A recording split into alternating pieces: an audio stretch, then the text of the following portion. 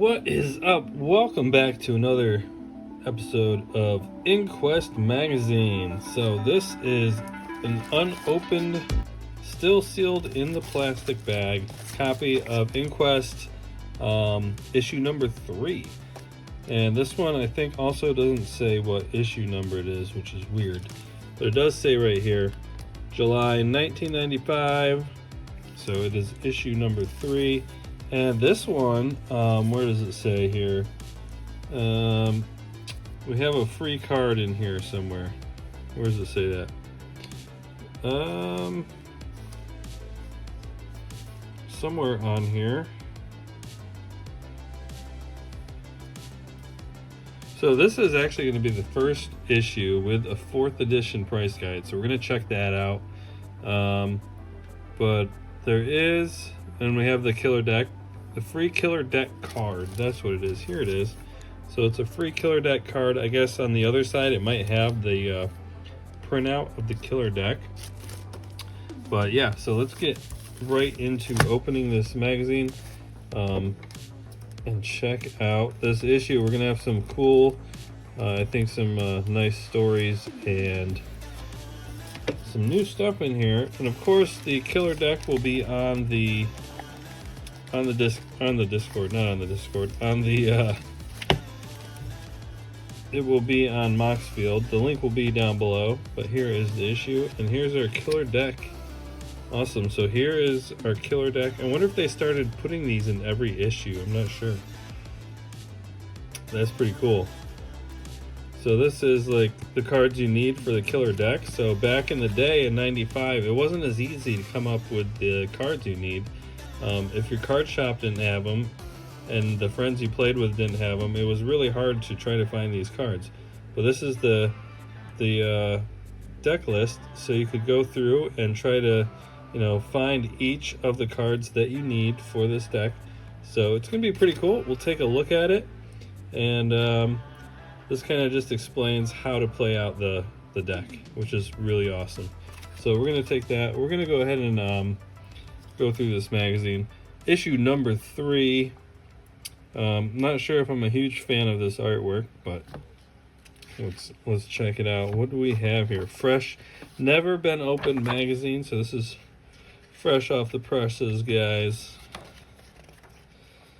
All right. We have a Jim Ward interview. Yep. Let's see here.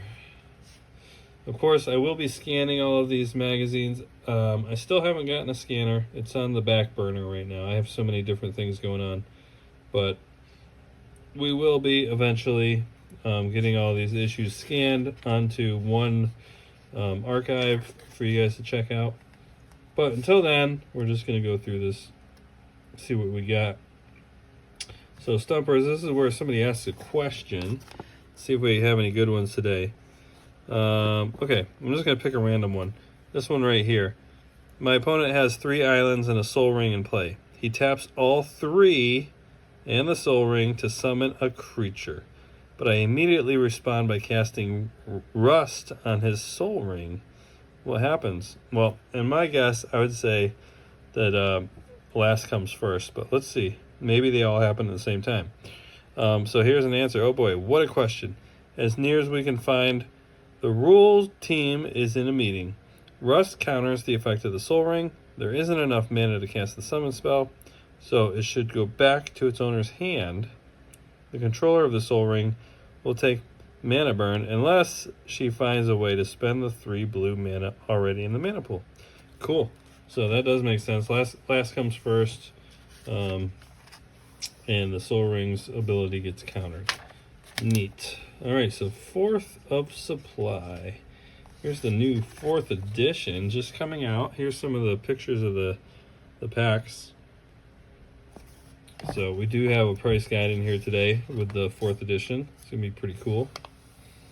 But it's sad also because that means the end of an era. The 93, 94 cards are just so iconic. Here we go. We have a new restricted list here with the balance and fork right here.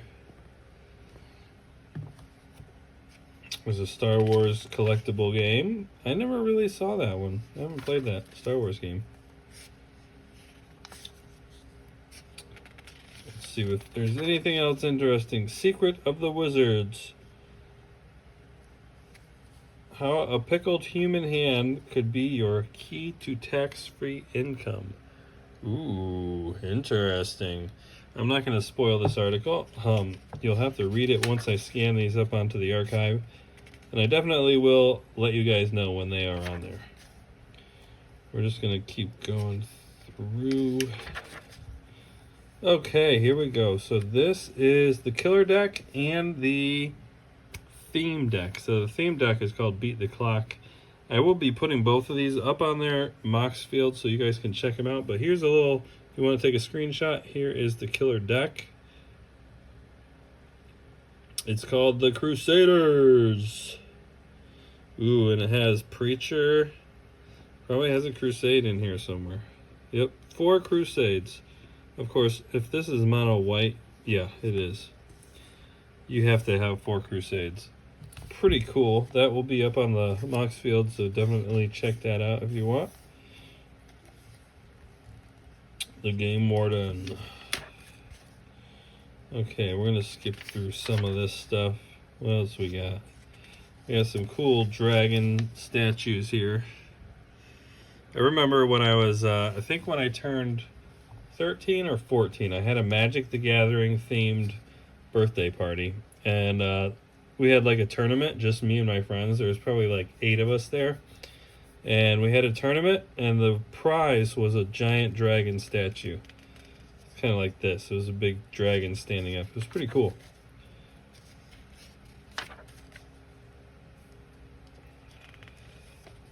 Ooh, Demonic Tutor. I always love that artwork too. Look at him. He's just so smug. So here it says, let's look at it. It says, the bad boy depicted on the oh-so-useful Demonic Tutor card makes his mark on the big screen courtesy of William Sadler, whom we saw in the Grim Reaper, in Bill and Ted's Bogus Journey, and more recently in the hero from a very underrated Tales from the Crypt Demon Knight flick. Ooh, there he is. So they casted him to play the Demonic Tutor. I'm not sure if I'm seeing the resemblance, but pretty interesting. Let's keep moving on. Those are cool. Money for nothing. Can magic cards replace U.S. currency? Well, these days people probably would say yes, but back in the day, let's see here. Money for nothing. Can magic cards replace U.S. currency? That's an article you'll have to read on your own. But this guy, ooh, does he have some pogs in there or something? What is that? Are these pogs? I remember having some pogs back in the day. They were cool for about a year or two. Kind of faded away.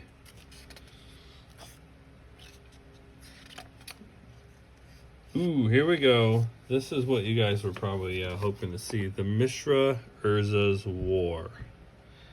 The Brothers' War. Here it says the brothers bash it out with artifacts from a lost age. How to play. So, I will leave this up to you guys to read in the scanned version, but here we go.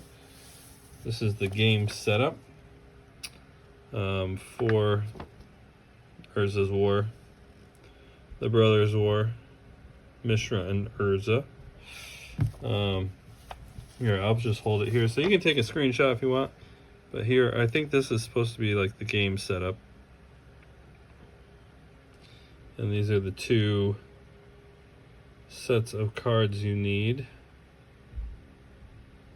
Pretty cool. And I'll hold these other sheets up so you can take a screenshot if you want. But I will be scanning these eventually. So here is this one, how to play. And see if we can get all of this in the screen for you to look at. And this last piece of it here. So if you want to try this, Urza's War might be kind of interesting. We'll have to go look into it a little bit deeper in another video. Here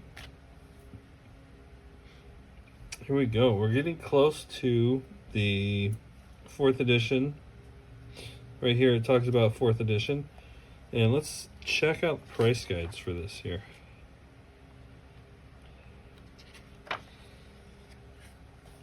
There's revised. Okay.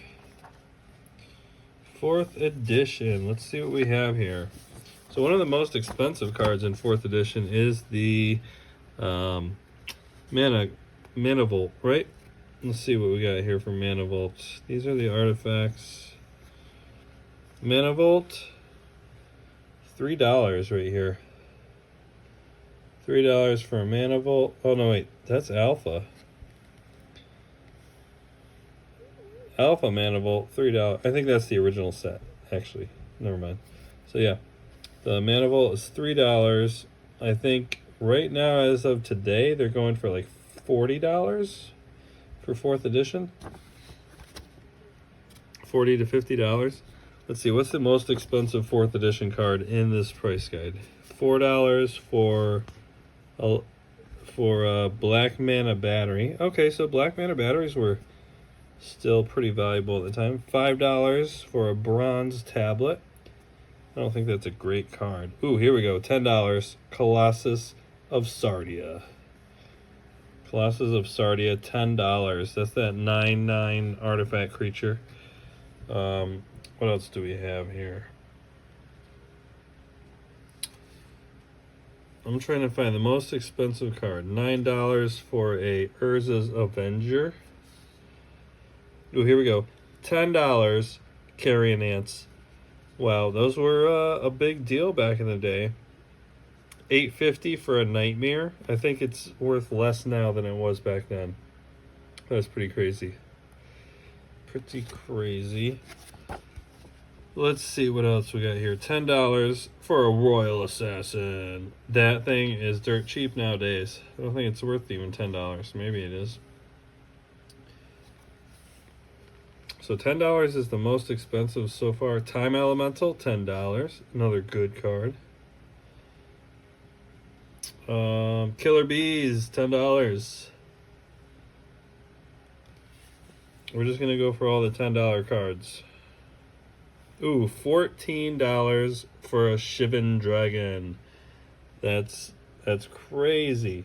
I think you can get a 4th edition Shivan Dragon much cheaper than $14 now.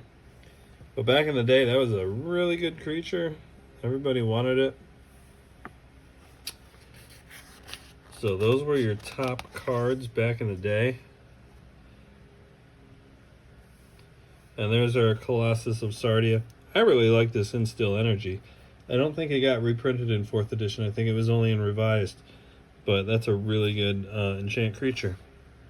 Gives your creature haste and an additional untap during each of your turns. So that's pretty cool. And then here's the price guide for Antiquities. Let's see if there's anything good here. Oh, there's a Lord of the Pit. So let's see, Antiquities. What is valuable? Anything? Tauno's Coffin right here. Here we go. Tauno's Coffin, $20. That's kind of like an oubliette. What it does is you can select a creature and it's phased out until you untap the coffin, I think. It's basically you can phase it out until you decide not to. What else do we have? I do need to get a Tauno's Coffin, but it's worth a lot more than $20 these days. Gauntlet of Chaos, $15. What else do we have? Oh, this is Legends. We're in Legends now. Okay. Fallen Angel, $10. I think the price is about the same these days. $10 for Fallen Angel. Hasn't really moved much. Hell's Caretaker, $21.50 right here. Hellfire, $16. Nether Void, $14.50. What else do we got here from Legends? Mana Drain, $20. I know for a fact this card is going for about, I think 100 something, 150 maybe. It's up there. It's up there. All right, I'm gonna keep moving through here. Ooh, there's a Pestilence, one of my favorite cards of all time. I love Pestilence. Get rid of those creatures. We don't need them. There you go, Nicol Bolas. Nicol Bolas, $28. Okay, cool. Some really good cards in here. Fallen Empire. Okay, I think that's it for the price guide. So that is it for our issue for today, guys. Issue number 3 of Inquest. I hope you enjoy it. We have the deck list card, and don't forget to check out the Moxfield link in the description to see the killer deck and the theme deck from this issue number 3. It's going to be cool. Check out this artwork.